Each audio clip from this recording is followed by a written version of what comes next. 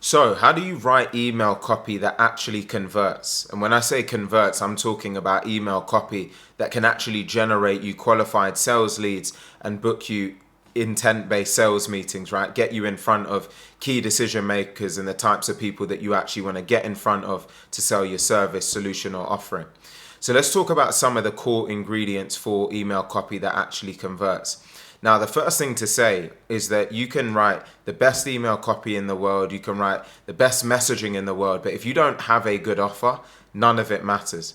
The most compelling thing is first and foremost having a great offer, having an offer that solves a transformative pain point for your desired target market, or having some form of value add to a particular market that is so substantial that they just need to reply, they need to respond. So that absolutely underpins everything. You can't be a miracle worker excuse me, and polish a turd, as some people say, right? If the offer's no good, there's not really anything that you can do but for, of course, either reframing the offer or moving on to a different offer where you've got a better product, better service, or better solution. Now, some of the ingredients that should go into that copy is, first of all, making sure that you tie in whatever you're doing to a truly desired future state for your client, or some form of true solve of a pain point. And you'd like to think that this is obvious, but I've seen so much email copy over the years that it's absolutely not necessarily obvious. Think about the market that you want to serve, right? What is the most compelling challenge or pain point that they have? And think about how can you capture that within a few words in an email to prompt their interest. The same goes for the other side of this is instead of thinking about the pain point, you can think about their desired future state. So think about your offer. Where is the desired future state that this target market wants to get to? And how can you capture that within a few words to get their interest and make sure that you can perk their ears up when they're looking at what it is that you offer?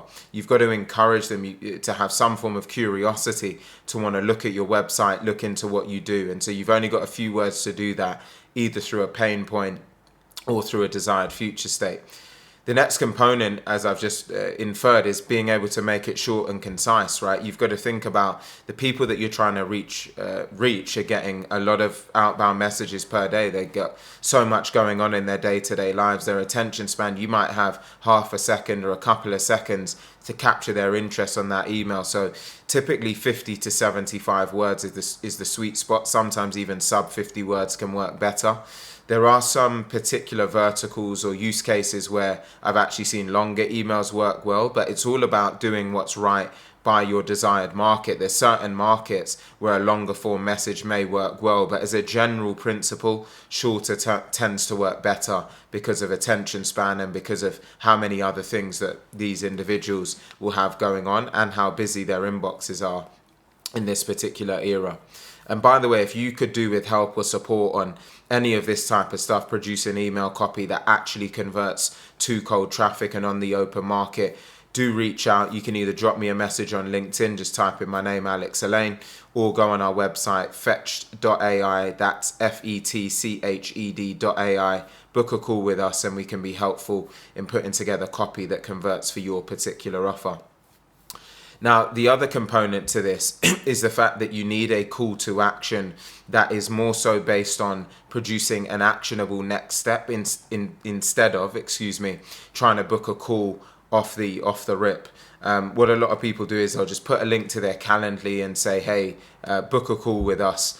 It just doesn't work, right? It certainly doesn't work anymore. You need to send a message that's based around trying to get some form of interest or offering a demo or some form of actionable next step. Maybe you're offering some form of value, a lead magnet, a white paper, whatever it is. You need to offer some form of actual meaningful value to that audience to get them convinced and feel encouraged to want to take some form of next step with you. But you can't just go and say, can I have a call with you? It's very rare that works in this particular era. It's too big of an ask to cold traffic to someone who doesn't know you. They don't necessarily like you. They don't have a trust factor with you. So why are they just going to immediately jump on a call? You've got to build some form of value and then be able to move on to that next step.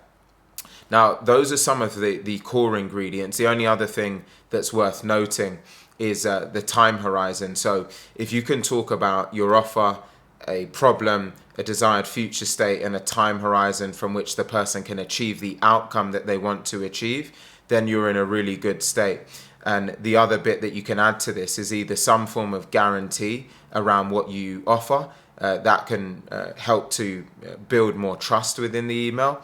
All of these types of things will help to contribute. So if we add them all up, you've referred to a problem statement or a desired future state. You've given a time horizon for how quickly that person can achieve that outcome.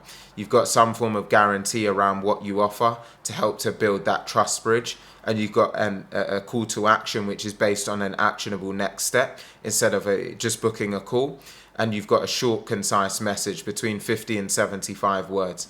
If you've got all of those ingredients packaged up, you're well on your way to producing some great copy that will actually convert on the open market. So I know I've kind of jagged around all of these different aspects in this video, but hopefully if you can just watch this 2 or 3 times, piece together the core ingredients, you'll be well on your way to producing copy that will help you on the open market.